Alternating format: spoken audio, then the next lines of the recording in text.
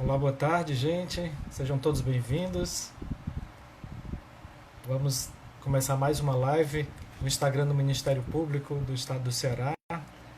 Olá, Cláudia Simone, seja bem-vinda.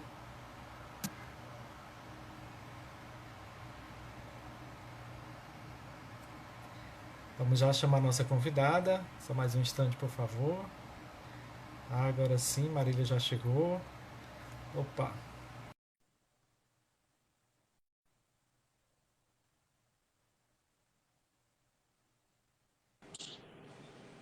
Olá, Marília, boa tarde. Olá, Edinaldo, tudo bem? Tudo bom? Tudo ótimo. Que bom estar aqui com você nessa tarde. Que ótimo, já estamos com mais de 70 participantes, as pessoas estão entrando agora. Quero agradecer a todos, desejar uma boa tarde. Eu sou Reginaldo Aguiar, sou assessor de imprensa do Ministério Público do Estado do Ceará e tenho conduzido essas lives que a gente tem feito durante esse isolamento social. Sim. Tá? Hoje recebemos uma convidada ilustre, a Marília Fiuza, que é Master Coach. Ela é especialista em serviços de coaching no mundo corporativo, trabalha com capacitação de liderança já há bastante tempo, autora de livros, inclusive uma das obras dela é o livro Viver Melhor, que traz contribuições para pessoas que buscam experiências de autoconhecimento, crescimento profissional e também espiritual. Essa live é uma realização do Centro de Estudos e Aperfeiçoamento Funcional do Ministério Público, em parceria com a Escola Superior do Ministério Público. Já abordamos alguns temas importantes e hoje o nosso tema é recomeçar estratégias para a retomada de projetos pessoais e profissionais pós-pandemia. Esse é um tema muito instigante porque muita gente aí se viu frustrado em função dessa situação com alguns projetos pessoais ou profissionais que estavam em início, estavam engatando, né? A gente pode falar de um emprego que foi perdido, podemos falar de um projeto de uma nova empresa, um projeto profissional dentro do órgão público, né? E aí, Marília, como é que a gente lida com essa frustração diante dessa interrupção de um projeto, de um desejo pessoal que muitas vezes foi nutrido, foi ali gerado com muita expectativa, com muito investimento do ponto de vista, às vezes até financeiro também, mas também muito investimento emocional. Como lidar nesse momento com essa ruptura? Tá. Então, Reginaldo, a frustração, na minha opinião, ela faz parte da vida humana. É a gente saber lidar com as frustrações. E eu acho que nesse momento, mais do que nunca, a gente está precisando aceitar essa mudança de planos, né? Eu acho que tão importante quanto saber fazer planos é também a gente saber ajustar planos. Não adianta a gente cair na ilusão de que faremos planos e esses planos nunca terão intercorrências ou interferências. Então a gente está precisando aprender mais do que nunca essa habilidade de ajustar, de nos flexibilizarmos e de lidarmos com essa frustração. Então, assim, eu estava me recordando, preparando aqui para esse nosso momento, eu estava me lembrando de momentos em que vivi esse tipo de necessidade de ajustar os planos, né? De algo que é fora do nosso controle. E eu me recordei da época em que eu tive a minha filha mais nova, que ela tem necessidade especial. E eu não estava nos planos, eu só descobri na hora do parto. E nessa época, eu lendo muitas coisas como forma de buscar ajuda, de apoio a ressignificar esse momento, eu li uma história que eu acho que cabe muito para o momento, que era uma história de uma pessoa que tinha um sonho de conhecer Roma. E ela se preparou a vida toda para conhecer Roma. Tudo dela era em torno de Roma. E ela juntou dinheiro, se planejou, até que o dia desse sonho se realizou. E ela pegou um voo para Roma. Só que houve algum problema, algum imprevisto, que o avião não pousou em Roma. O avião teve que fazer um desvio de rota e pousou em Holanda.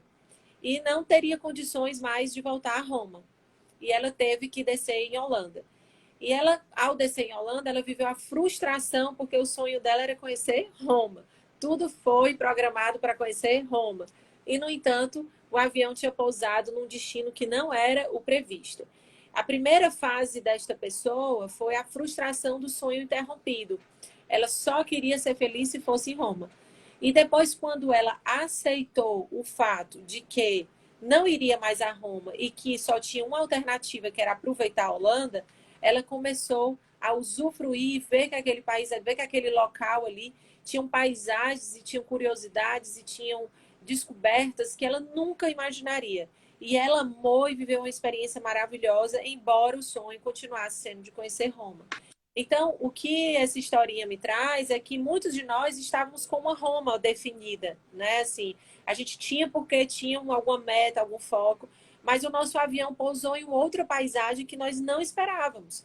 Nós estamos nessa paisagem provocada pelo Covid, provocada por isolamento, e que nesse primeiro momento a gente se nega, porque a gente quer porque quer a nossa Roma, ou seja, os nossos projetos, os nossos objetivos, mas eu acho que já está na hora da gente aceitar que nós estamos em um outro destino. Aceitar que estamos pousados numa nova realidade. Então, quem não aceitar essa nova realidade vai doer mais e vai demorar mais a recomeçar. Então, eu acho que tão importante quanto agir é a gente também saber aceitar as mudanças de realidade. A realidade mudou, o nosso avião pousou em um outro lugar. E a gente agora precisa tomar a decisão se nós vamos aproveitar essa paisagem ou se vamos continuar frustrados, né? Marília, é possível, então, a gente passa, então, você falou da gente é, aceitar, né, assim, reconhecer esse novo momento que nós estamos vivendo, deixar a ficha cair, e como é Sim. que que recurso a gente pode utilizar para descobrir oportunidades nesse momento de completa incerteza, ou de não completa, mas de muitas incertezas? Sim, sim. O saber lidar com a incerteza é também uma habilidade refinada, né? Eu estava aqui relendo um capítulo do meu livro, que ele tem um capítulo que fala justamente a beleza da incerteza. E tem, Edinaldo, essa frase aqui que eu queria começar com essa minha resposta que eu vou te dar. A incerteza pode ser uma realidade angustiante, mas também instigante. Pode gerar ansiedade, como também curiosidade. Pode tanto nos limitar quanto abrir caminhos. Pode nos tornar tão imóveis quanto livres para acolher a nova realidade que se apresenta para nós. O papel em branco pode ser visto por vários ângulos. Um espaço vazio e sem cor, ou um espaço aberto com mil possibilidades para se colorir. Aí está a beleza da incerteza. A vida é bela, mesmo que incerta.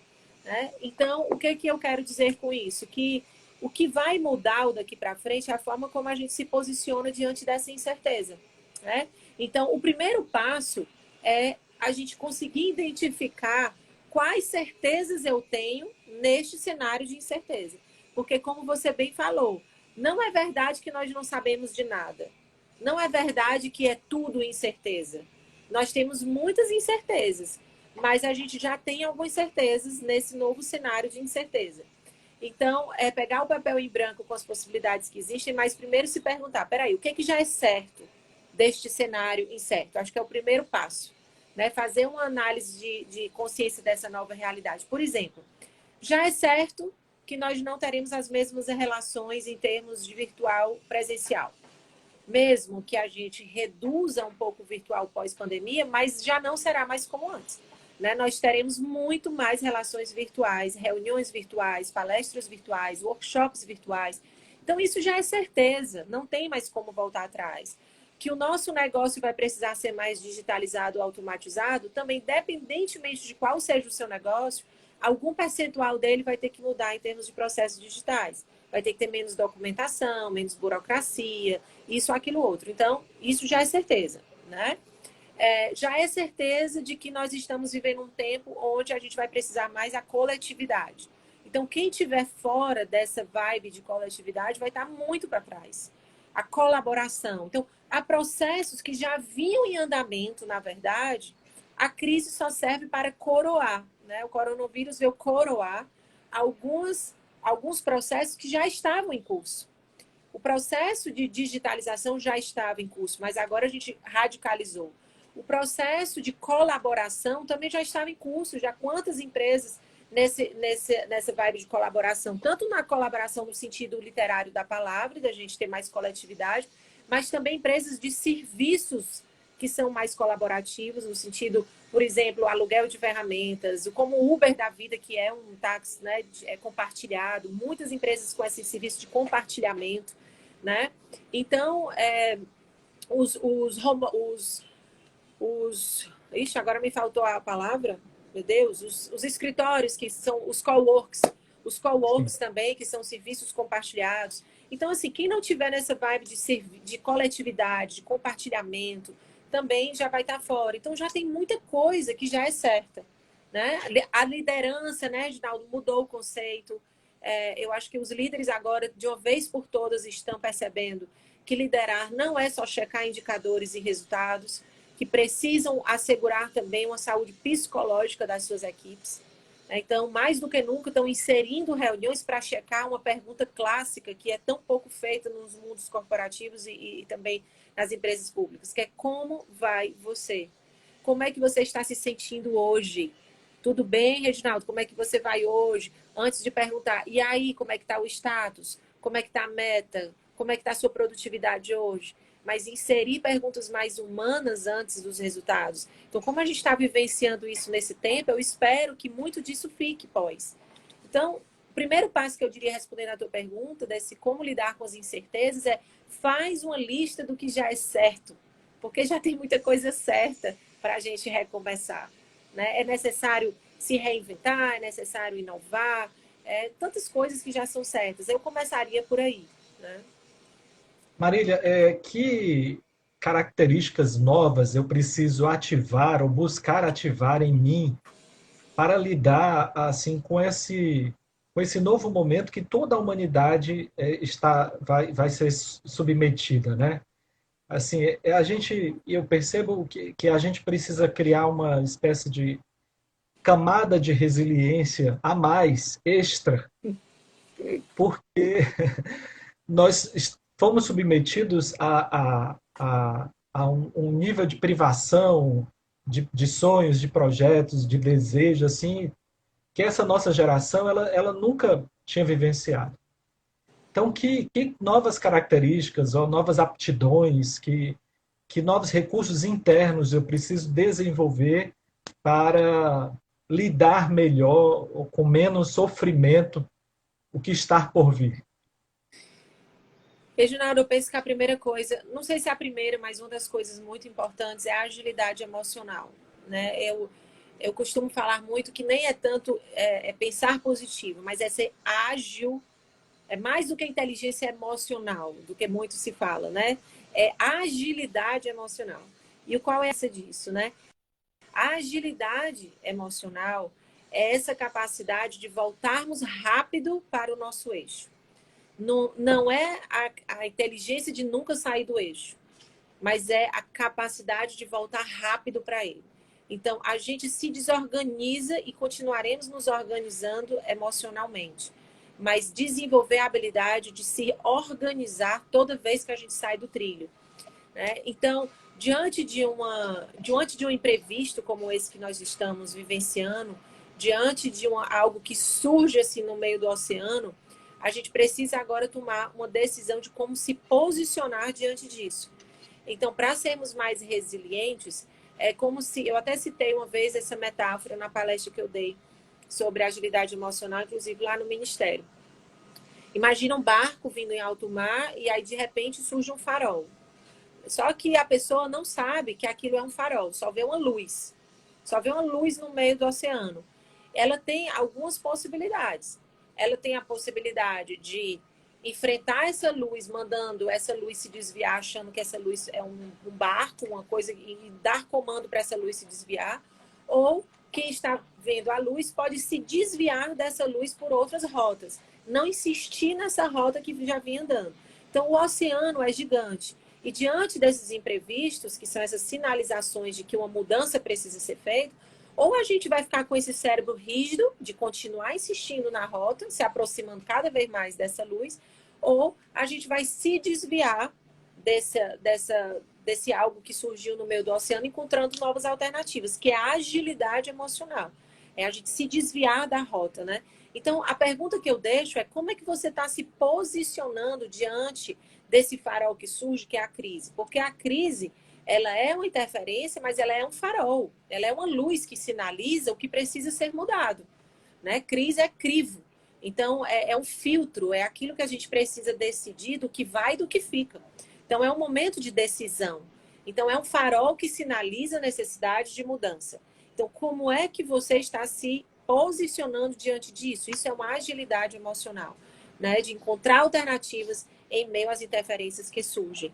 E para isso, a gente precisa se conectar com a nossa bússola, né? O nosso GPS saiu aí de ar e a gente ficou assim meio perdido, mas já é hora da gente reencontrar a nossa bússola, que são os nossos sonhos, os nossos projetos, os nossos valores. Não está tudo perdido. Não é assim, né? A gente pode retomar, fazer ajustes. Então, retoma a tua bússola, retoma o teu norte, retoma a tua visão que você quer ter de futuro. Que história você quer contar pós-pandemia? Isso é uma bússola, né? Assim, se eu perguntar, Reginaldo, e aí, quando tudo isso passar, o que você quer contar para os seus filhos, para a sua equipe, sobre esse tempo que você passou? Então, isso é uma bússola que te norteia para que você fique calmo, sereno, né? Que você tenha equilíbrio emocional para passar por esse tempo de tribulação. Até vou aproveitar uma deixa aqui tá, Ana M. Toca. Ela falou aqui uma pausa, né? A gente, principalmente no mundo corporativo, a gente não é afeito a pausas. Nós vivemos numa corrida constante, mesmo no serviço público, no serviço privado, em que não há pausas. Os nossos processos de planejamento eles são normalmente muito diminutos, né, muito pequenos, e a gente está sempre numa busca constante de realização. Você acha que a pausa que nós fomos agora obrigados a vivenciar, nós não, porque eu continuo trabalhando muito, eu digo a maioria, né, foi obrigada a vivenciar, ela também traz algum elemento de sabedoria para a gente retomar, recomeçar? Ela não traz só um elemento, ela traz a própria, né, sabedoria, porque na minha visão não tem como exercitar a sabedoria sem parar.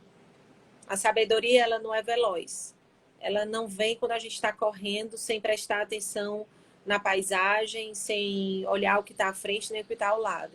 A sabedoria ela é lenta na minha percepção, ela precisa redução de velocidade, ela precisa de silêncio, ela precisa da parada, né? Então eu sempre falo isso nas minhas falas e repito sempre: respeite os intervalos, respeite as paradas. Mesmo você, Ginaldo, que diz que não está podendo fazer paradas, nós que estamos em plena velocidade, se não pararmos, nós não avançamos. E muitas vezes a razão de não avançar é justamente por não parar.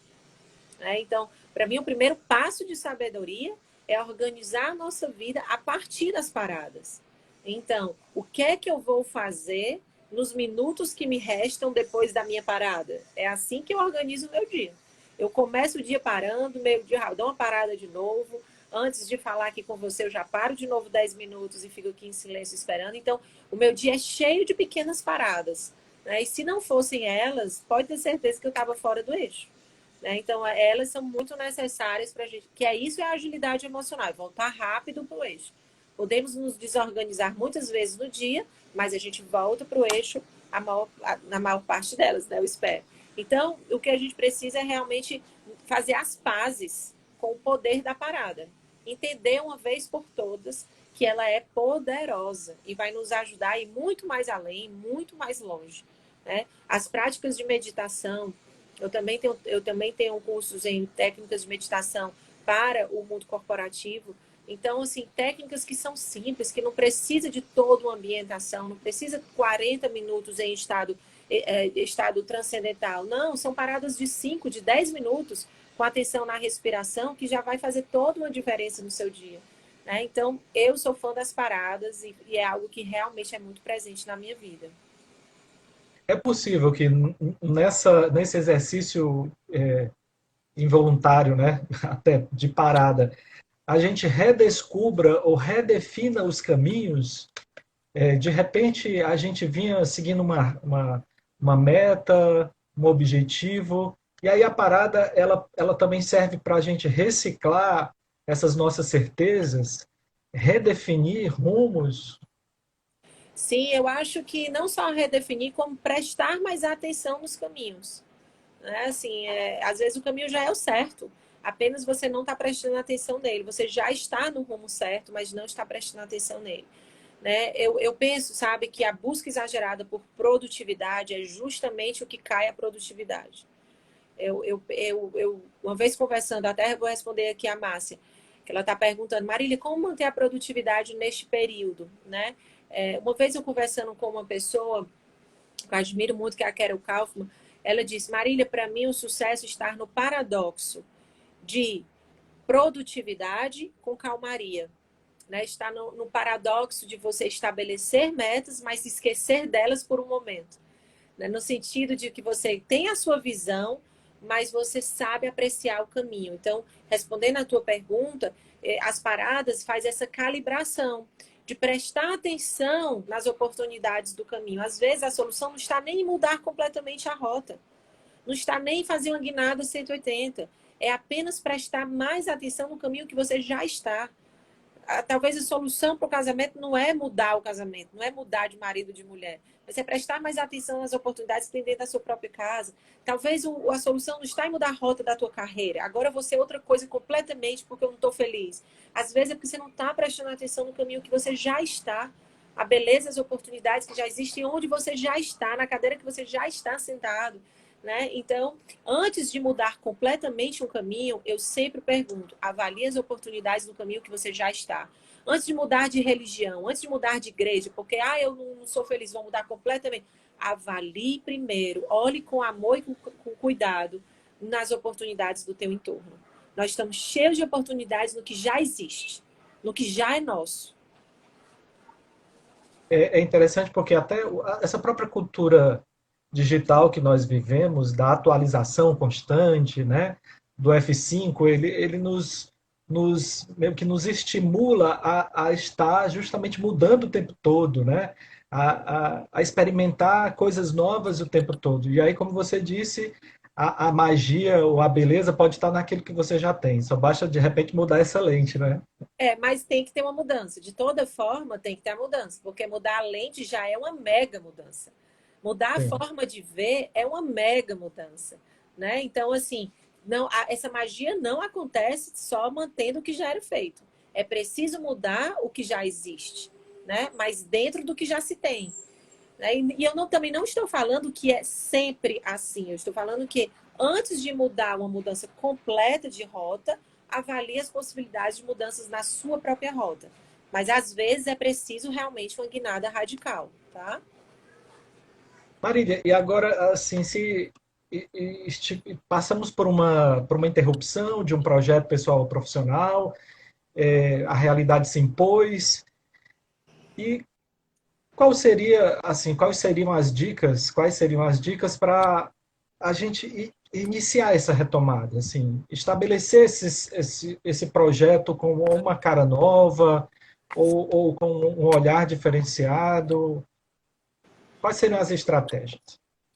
Bem, eu vou simplificar aqui. Eu acho que nesse momento a gente está precisando, né, Edinaldo, simplificar muito. Não adianta a gente estar aqui inventando milhões de coisas por um tempo que mais do que nunca está valorizando o que é simples e ágil. Né? Então, aquela coisa que a gente pode ir planejando e fazendo ao mesmo tempo. Então, assim, de uma forma prática, a forma que eu estou me organizando, que não o único caminho, mas é o que eu posso compartilhar com vocês, que é o que eu estou fazendo e que eu estou ajudando os meus clientes a fazer.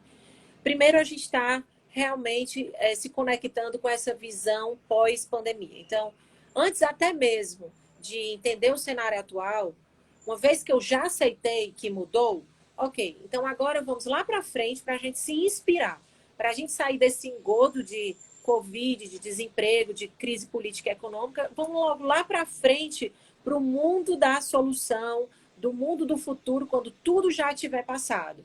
Então, o primeiro passo é se conectar com essa visão de futuro. Que eu uso muito a técnica desse storytelling, que é contação de história, e nos permitir contar essa história pós-pandemia. Nós estamos com uma mega oportunidade de um mega capítulo do nosso livro, né? A nossa geração nunca passou por isso antes e a gente está com um capítulo riquíssimo da nossa autobiografia. Assim, durante aquela minha fase, daquele período, eu vivi essa história. E o que é que você quer escrever no teu livro sobre esse capítulo Covid, né? Então, isso primeiro é uma forma da gente se inspirar e retomar a nossa bússola de inspiração, é o primeiro passo. Uma vez que você se conecta com essa inspiração, com essa visão de futuro, a gente volta para o agora, para botar os pés no chão e entender qual é a nossa realidade, quais são as nossas possibilidades de recursos, qual é a nossa situação de fato. É preciso a gente mergulhar nos nossos números, mais do que nunca a gente precisa também aprender a se reeducar financeiramente, entender que a gente vai precisar reduzir custos sim, a gente vai precisar fazer mais com menos, né? Então a gente precisa também sair desse campo só do inspiracional e realmente gerir a realidade atual. Levanta os números, levanta as realidades, levanta o que temos e nós vamos, uma vez que a gente tem essa visão e a gente tem uma visão mais apurada da nossa realidade, aí sim, vamos agora aqui traçar as nossas possibilidades de estratégia, que é essa ponte que une essa visão com essa realidade que eu enxergo, né? E essas estratégias, nem sempre elas são tão específicas e definidas, todas elas passo a passo. Eu costumo dizer que a gente tem que enxergar pelo menos até o próximo passo, até o próximo ponto. E eu sempre faço um paralelo, Reginaldo, com uma passagem que tem bíblica do Paulo, que caiu do cavalo. E aí Jesus disse para Paulo, Paulo, tu tá cego, então você vai ser conduzido por alguns companheiros até Damasco. E lá em Damasco você receberá as próximas instruções. Então, eu costumo dizer nos meus cursos de planejamento, que eu conduzo, de oficina de planejamento, que eu digo, gente, vamos enxergar o nosso Damasco. Por mais que a gente não esteja enxergando tudo, vamos enxergar Damasco, porque lá nós vamos receber as próximas orientações, né? Deus não vai nos deixar na mão. Então, se você está enxergando só o seu dia de amanhã, planeje o seu dia de amanhã. Se você está enxergando só a sua próxima semana, planeje a sua próxima semana. Eu não sei onde é seu Damasco, mas é o ponto que a gente tem que focar, né? Então, é assim como eu estou enxergando. Para uma pessoa que está passando por uma situação, digamos, bem mais difícil, ficou desempregado durante a pandemia, né? Quais seriam as dicas para a retomada, digamos assim, de uma tentativa de empregabilidade, mesmo nesse momento em que muitas empresas não estão funcionando? O que fazer para aproveitar esse momento de desemprego, se é que é possível aproveitar, né, esse momento difícil, para tentar se recolocar no retorno das atividades econômicas? Tem uma frase que me motiva muito, que é: para o progresso, nada melhor do que a necessidade. É fato que a situação de desemprego é uma situação diferente para quem está sem trabalhar, mas com uma reserva financeira, né? Porque a pressão financeira muitas vezes atrapalha a nossa criatividade. Mas, por outro lado, é comprovado que quando estamos em situação de necessidade, ou seja, quando nós estamos com redução de recursos, a nossa criatividade ela é acionada com mais intensidade. Então, essas pessoas que estão sem recursos, que elas possam, nesse momento, ampliar as possibilidades de trabalho, né? Não só achar que só faz aquilo que ela sempre fez, entender que ela tem muito mais alternativas do que o trilho que ela vinha seguindo. A experiência dela, a carreira dela, ela pode ser ampliada agora nesse momento. E nesse momento está pedindo outras necessidades, outras competências. Então, de repente, você é uma pessoa que trabalha com contabilidade, sempre só soube fazer contabilidade, você está desempregado, mas além de contabilidade, você é uma pessoa extremamente humana, você é uma pessoa extremamente sensível, você é uma pessoa extremamente acolhedora, extremamente organizada. De repente, você vai aproveitar essas virtudes nesse momento para contribuir com outras empresas que estão em funcionamento, mas não necessariamente em contabilidade, mas talvez num papel agora, por exemplo, como tem as plataformas de ouvidoria para ouvir as pessoas que estão, né, precisando de um apoio, de uma palavra, que estão abrindo até para pessoas que nem são psicólogas, mas que possam dar um ouvido, né? Então, do mesmo jeito que estamos perdendo empregos e perdendo funções, mas também estão aparecendo outras, né? Então, eu acho que além, lógico, da fé, que é algo maior, né, da oração, do pedido de ajuda a Deus, mas é também ampliar a cabeça, ter humildade também para se submeter a algumas experiências que talvez você achava humilhante anteriormente, mas que agora serão necessárias, e que você vai precisar ampliar suas possibilidades também de atuação, fora daquilo que você sempre fez. Acho que a gente tem agora que eu, por exemplo, estou pensando assim, que eu mudei minha profissão, que se eu tinha restrição com virtual, se eu tinha isso, eu tinha aquilo, que que fique para o passado. De repente eu não vou ser coach, eu vou ser outra coisa, não sei o quê. Entendeu? Então a gente tem que entender que as nossas profissões também podem estar mudando nesse momento, né? E como se organizar em casa, aproveitar esse tempo livre. A gente está vendo aí uma oferta muito grande, inclusive de cursos online gratuitos, muitas instituições abriram suas plataformas. Essa pode ser uma boa saída de procurar ocupar, inclusive, a mente, para que a gente não fique pensando tanta besteira, tanto pensamento negativo, né? De focar agora num processo de formação, mesmo que informalmente. Pois eu confesso para você que eu não experimentei muito essa questão do tempo livre, né? Assim, realmente, quando eu me vi no isolamento, eu já me vi com tantas possibilidades de coisas a fazer, desde coisas simples, como organizar minha casa, rever coisas que estavam quebradas, né? Assim, a gente vê que a casa tem muito mais coisa quebrada do que a gente imaginava. Como a casa também tem muito mais o que fazer do que a gente imaginava. Né? Eu tenho 3 filhos, tenho uma filha pequenininha com necessidade especial, com síndrome de Down. Então, me vi com muitas possibilidades de passar mais tempo com ela, de entrar mais fundo no protocolo dela de desenvolvimento. Eu confesso para você, sendo sincera, que eu achava que eu ia ler um livro por dia no isolamento. Eu li um durante esses 30 dias. Só li um livro, que foi Picos e Vales, bem fininho, e não li mais nada.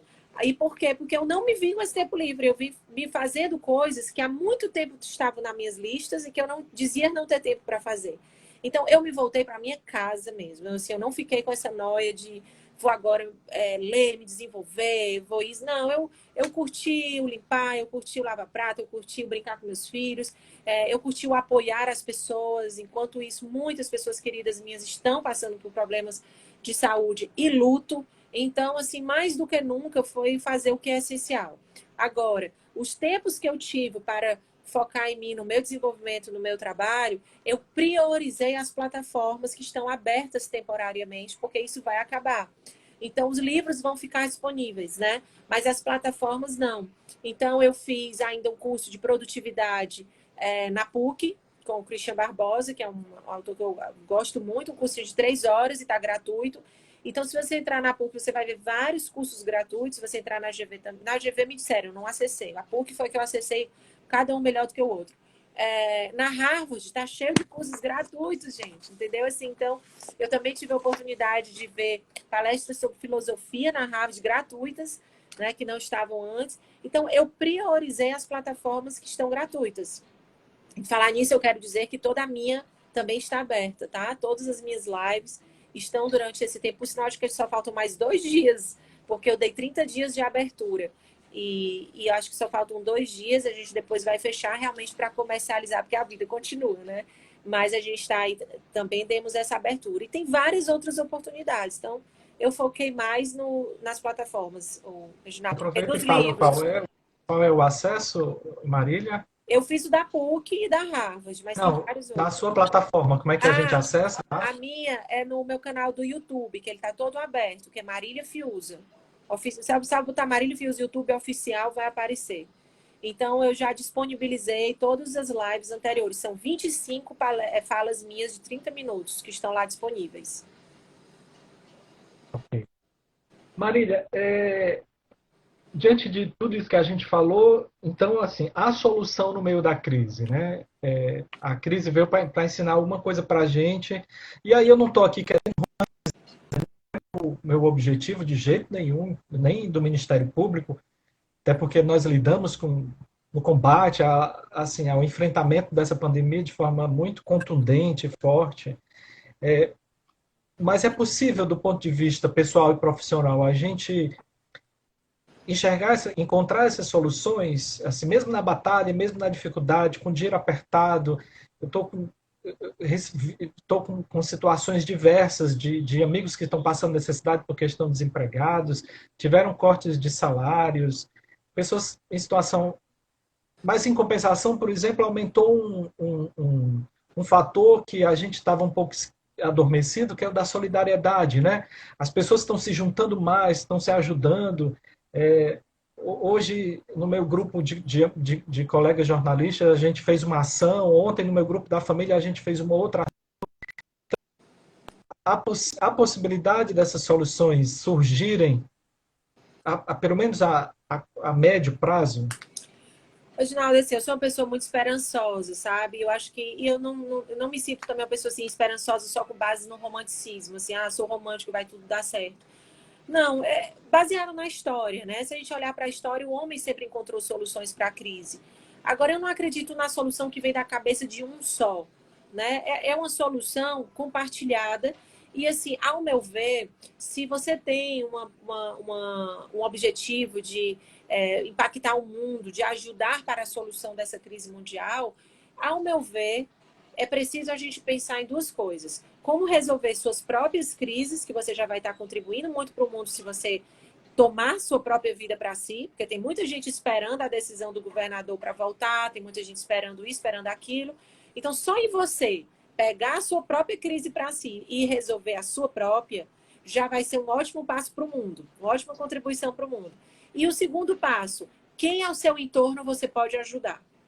Então, se você parar para pensar na sua crise, na crise de alguém que você pode ajudar, e todo mundo fizer isso, imagine que todo mundo vai ter um raio de ajuda e a crise terá solução. Eu penso dessa forma.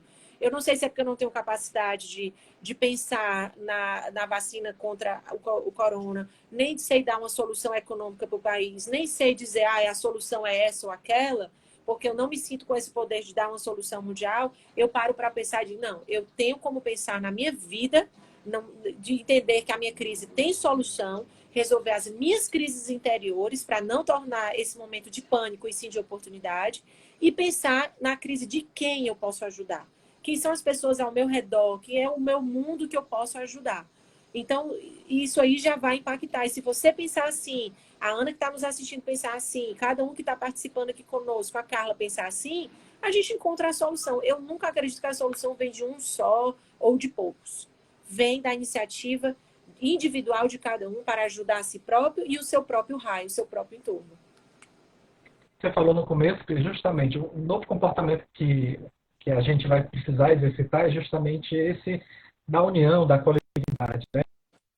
Ter esse espírito colaborativo. O que é que isso se traduz? Como é que a gente pode traduzir essa ideia da colaboração para um negócio ou um novo projeto, sei lá, na área da acadêmica que eu estou pensando, eu quero fazer um curso de graduação, quero fazer um mestrado, eu estou procurando um emprego novo, e aí, a partir dessa ideia da colaboração, o que é que isso pode me inspirar? Desculpa, eu não entendi exatamente a pergunta. Você pode repetir para eu dar A uma partir resposta dessa mais ideia precisa? a partir dessa ideia de que nós viveremos num ambiente muito mais colaborativo, né? Sim. Existem ideias, possibilidades de trabalho, de negócios, baseado nessa ideia do ambiente mais colaborativo, da gente, por exemplo, de repente tinha uma ideia de montar uma empresa, mas agora eu descobri que se eu compartilhar esse meu sonho, esse meu desejo com mais pessoas, conseguir agregar, talvez eu traga um pouquinho de mim, um pouquinho do outro, e a gente consiga, enfim, a gente. Parece uma visão um pouco romântica, de novo, né? Mas é o que eu vejo também de muitas pessoas que se deram bem falar. Se você focar já no ponto de partida do projeto, de como eu posso ganhar com esse espírito de colaboração, eu não sei se vai ter muito êxito no seu projeto. Mas se você focar no impacto desse seu projeto, de quanto ele vai ser útil nesse momento para o meio, é muito provável que, inclusive, você tenha ganhos financeiros com ele. Mas eu acho que nesse momento a gente precisa se mobilizar muito nesse espírito de colaboração, né? Então, assim, desculpa, não, desse espírito de impacto. Então, quando eu penso no impacto, naturalmente eu vou conseguir ter essas ideias de negócio, essas ideias de parcerias que vão viabilizar, consequentemente, algo mais monetário. Né? Então, às vezes, em vez de um produto com um preço muito alto para poucos, você vai conseguir tornar isso mais acessível para muitos, compartilhando isso com outros participantes, compartilhando isso com outras empresas que possam entrar junto. Essas próprias lives que nós estamos fazendo, né? É uma forma de colaborar para o seu Instagram, uma forma de colaborar para os meus seguidores, é uma forma de colaborar para todos que estão nos ouvindo. Então, assim, é o mais entrar no pensamento, primeiro nós, depois eu. E naturalmente vai vir muito ganho para você.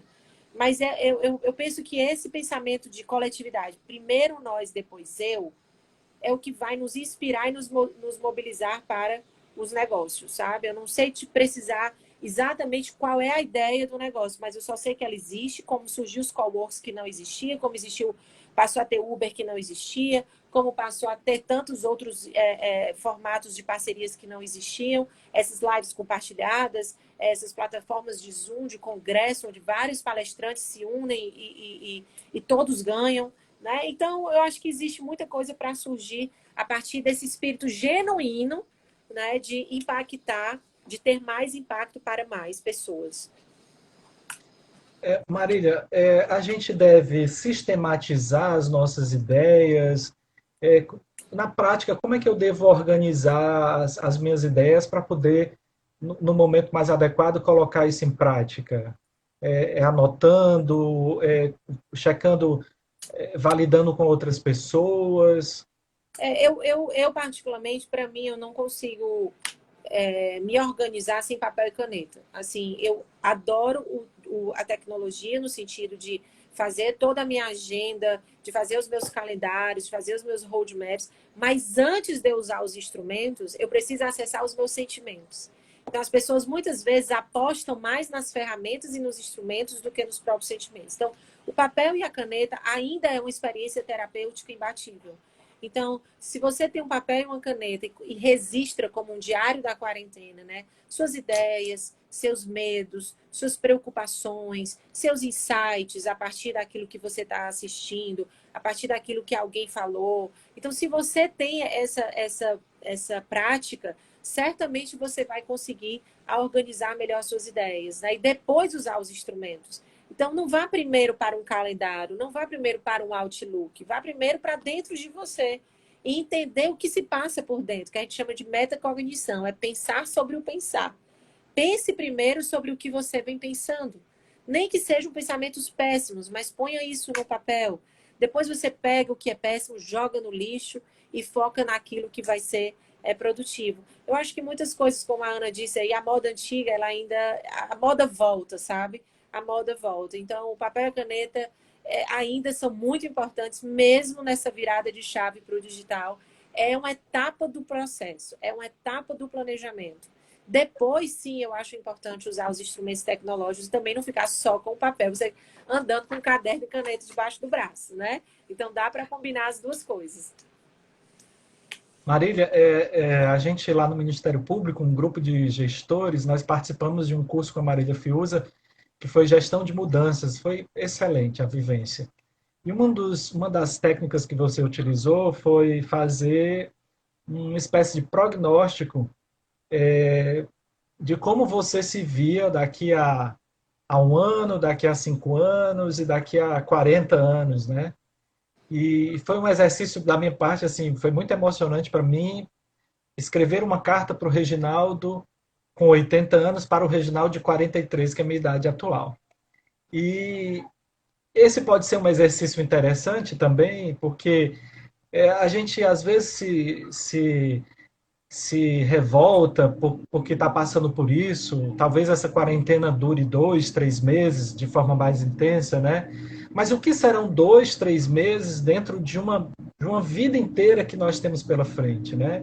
Talvez se a gente fizesse a leitura pensando com a cabeça, sei lá, daqui a 10 anos, essa pandemia a gente vai ter muito mais lição positiva do que negativa. Claro, sem querer romantizar de novo, e a gente tem pessoas que estão passando por situações muito graves, não só financeiras, mas também pela perda de parentes, de entes queridos, né? Mas fazendo essa leitura do futuro, olhando para o passado, que seria hoje o nosso presente, como é que a gente pode utilizar esse recurso para poder respirar melhor isso? Eu visito muito esse ponto no futuro, não como uma forma de ansiedade, de ficar, mas como uma forma de iluminar. Eu digo, é a nossa bússola, seja ele esse ponto daqui a 5 anos, ou o nosso Damasco daqui a uma semana, ou os 80 anos. Quando eu tiver com 80 anos, é sempre um ponto muito inspirador para mim revisitar a mulher que eu quero ser aos 80 anos. Então, assim, eu tenho visitado, inclusive, esse ponto, nesse tempo de crise, porque quando eu visito esse ponto, sabe, Reginaldo, eu percebo que o que a gente está vivendo agora é só um capítulo da história, né? Então, assim, eu fico me perguntando, será que eu estou construindo a Marília que eu quero ser nesse tempo? Que oportunidades eu estou tendo neste momento para ser a Marília que eu quero ser aos 80? Então, se eu com 80 anos, se eu quero ser uma avó, se eu quero ter uma família grande, com meus filhos perto de mim, feliz pela contribuição que eu dei ao mundo, se eu quero com 80 anos estar com saúde, se eu quero com 80 anos estar cheia de vida e forte na minha fé, tudo isso dá muito dever de casa para o agora, principalmente num tempo de crise, que é quando nós somos provados nos nossos valores. Isso é muito importante a gente ter em mente, gente. A crise prova os nossos valores. Revela e prova os nossos valores, né? Então, se eu quero ser essa avó, eu preciso ser mãe agora. E se eu preciso ser mãe, então eu vou curtir minha casa, né? Se lá na frente eu quero contribuir, ser uma pessoa que contribuiu com o mundo, então se nesse tempo de crise eu já tenho muito a fazer. Então eu vou me disponibilizar nas lives, eu vou me expor, mesmo que às vezes seja desconfortável para mim, você não sabe o quanto.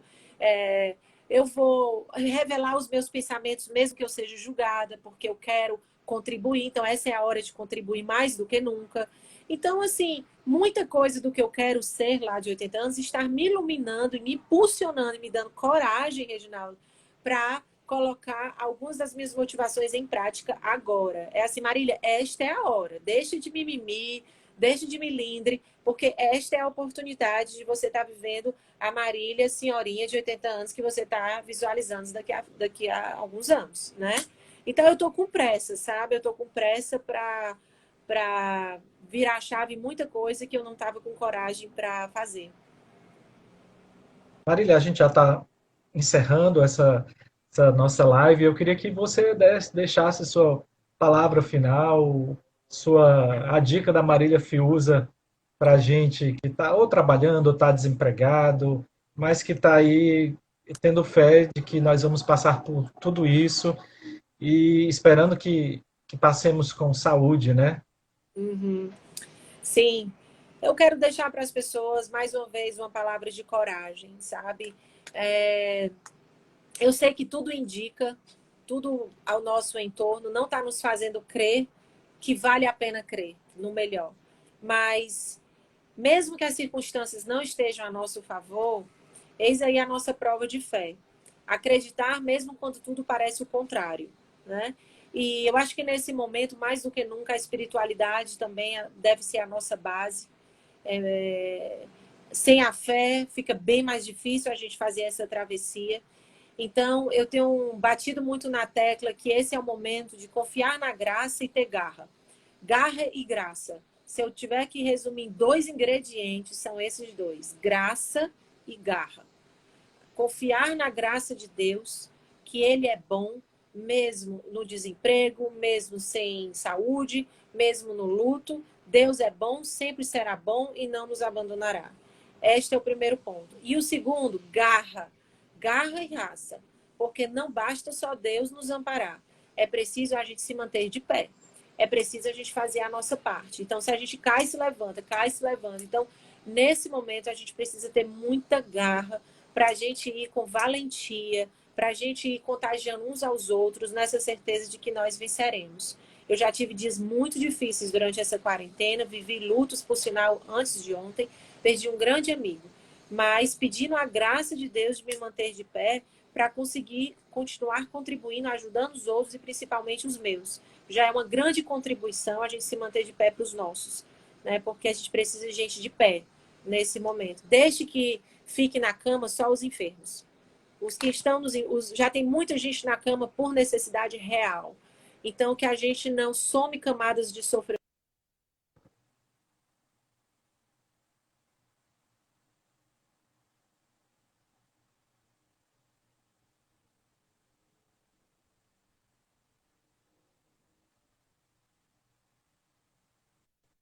Voltei, eu estava em pausa. Estava em pausa. Vocês ouviram tudo que eu falei? Eu estava em Eu acho pausa? que deu Vixe, uma pausa, eu acho que parou quando você se referiu à história. Vamos deixar na cama só os enfermos. Ah, tá. Então, vamos deixar na cama só os enfermos e nós que estamos com saúde física, vamos cuidar da nossa saúde mental, saúde psicológica, para a gente cuidar quem está ao nosso redor. Tem muita gente precisando da gente, eu acho que é nossa responsabilidade cuidar da gente. É nossa responsabilidade cuidar do nosso corpo, fazer exercício, manter a cabeça se oxigenando. É nossa responsabilidade cuidar da nossa alma, rezando todos os dias, orando. É nossa responsabilidade cuidar da nossa mente, da nossa sanidade, porque tem muita gente precisando da gente. Então, não vamos definhar, não vamos nos mortificar com quem já está enfermo. Ok, Marília Fiuza, muito obrigado. Foi excelente essa tarde, fim de tarde. Nublado, já tá de noite, né? Já está de noite, eu ficaria conversando aqui também a noite toda. Estou curtindo e me divertindo, mas vamos deixar para outro momento, né? Para a gente ir Sim. compartilhando esses conhecimentos, essas experiências e agradecer a todas as pessoas que estão aí participando conosco, que estão deixando mensagens aí tão carinhosas de agradecimento, de gratidão. Muito bom estar com esse momento com todos vocês. Foi excelente. Eu lembro que essa live ela vai estar disponível por 24 horas nos stories aqui no Instagram do Ministério Público e nós também vamos disponibilizar na sequência no YouTube, né? Na nossa conta oficial do YouTube, Ministério Público do Estado do Ceará. Você procura lá, quiser rever, compartilhar com outras pessoas, a gente vai ter essa oportunidade. Semana que vem nós teremos outra live e será sobre um tema difícil, mas necessário, que é sobre violência doméstica durante a pandemia. É um tema Muito muito bacana. importante. Será na quarta-feira. Na segunda, a gente já começa a anunciar para vocês, para finalizar a questão do horário direitinho, da nossa participante e do tema. Mas o tema geral é esse. E eu espero que todos vocês possam participar também. Essa live é uma promoção do Centro de Estudos e Aperfeiçoamento Funcional do Ministério Público e da Escola Superior do Ministério Público. São os dois órgãos do MP que trabalham com capacitação, né, qualificação, tanto do público interno como também do público externo. Eu agradeço muitíssimo a participação de todos vocês, especialmente da Marília, e a gente se vê por aqui. Continue acompanhando a gente no Instagram. Tá. Até mais. Até mais, hein? Muito obrigada. Até Tchau. a próxima.